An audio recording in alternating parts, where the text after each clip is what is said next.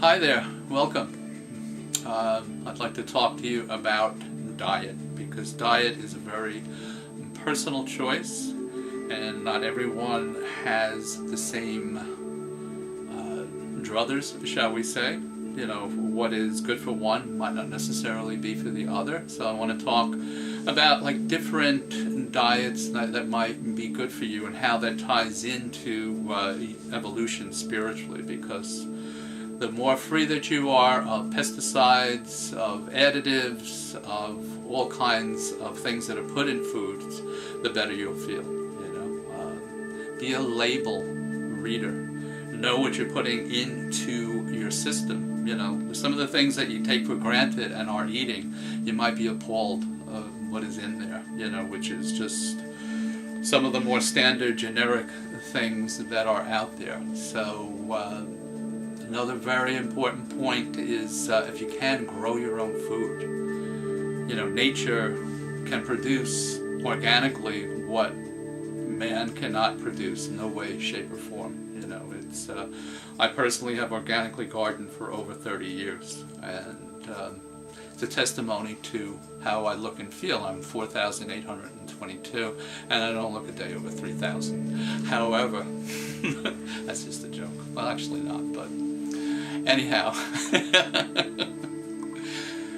the things that nature produces, anyone who has gardened knows, like a tomato from the yard, there's nothing that tastes like it that you can get in a store unless it also is produced organically, because the trace minerals that are in there, just the purity and the love that you put into it when you're making and creating food, And for me, it's a labor of love. I gardened 2 days ago, and this is being shot in November, and it's already quite chilly and quite cold. But I planted some parsley that I had in pots, and also some half a dozen broccoli plants that will come up in the springtime, because I have it in a sheltered spot that's protected against the north wind. Also put some golden oregano and some mint. And it felt really nice to be able to do that. It's so cathartic. The earthworms are starting to get dormant. And, the earth, to commune with the earth, to put your hands in the earth and to garden is all part of the process. I have probably about 100 broccoli plants in right now. And broccoli is highly alkaline. It's a wonderful vegetable to grow. It's so healthy for you. It's part of a lot of the anti-cancer diets, because of its alkaline nature. And so dietarily, I would have yourself checked by a nutritionist, because not everybody is meant to have a very strict diet. Not everybody is meant to be a vegetarian. So you have to find that middle point. There's actually organic meat that some people do better with a little bit of meat in their diet. I myself, I'm not into that. However, I don't put a person down if they're eating meat or whatever. It's really the attitude that you eat it with. I always go back to a night that I spent with my mom. We were at this hotel, and all they had was London broil, and I was a pretty strict vegetarian at the time. And I didn't want to make a fuss. I kind of thought about what Jesus would do. He'd kind of hang out and go it's okay. I don't want to make everybody feel uncomfortable.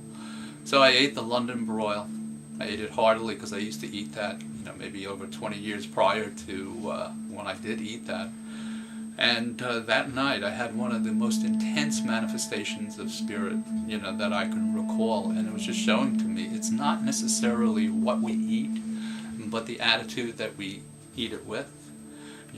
And our mind, our emotions, we can have the purest diet, but if our mind and our emotions are not centered, they're not calm, they're not attuned to this process of living, where meditation is all part of this. If you think of meditation, meditation is food. It's feeding yourself with the life force. The universe has an infinitude of energy that we can drink from and we can partake of. So if you're partaking of that plus a good diet, then you have the body, mind, and soul connection.